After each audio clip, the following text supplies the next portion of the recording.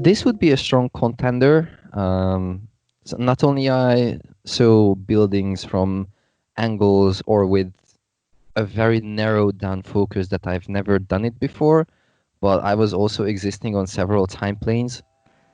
We did go much over the board than intended, with just a few hits from the bong. I, I was a peasant in the 13th century, a noble in the 16th century. I was in the Napoleon times.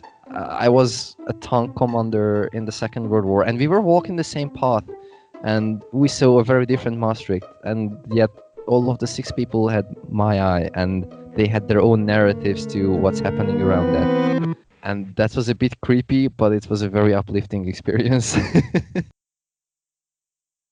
It was a very strong strain. It hit stupidly hard, and I was only drinking water and no sugar, no munchies, no whatsoever. Um, it took me about 4 hours to walk my body home on a route that's about, I don't know, 30, 40 minutes on foot.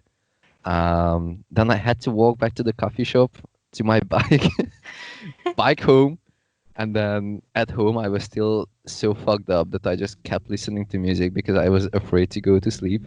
I consider myself an overconfident biker, but that felt like I was flying. I was listening to the Painted Black song. I was so lost in that it just felt like I listened to it once and I was already at home.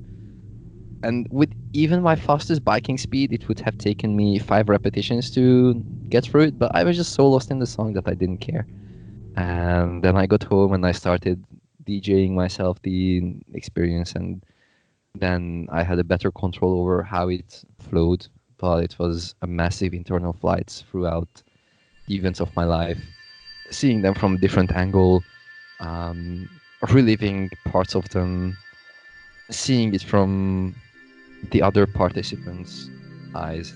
I felt like I have a complete understanding of each of their lives.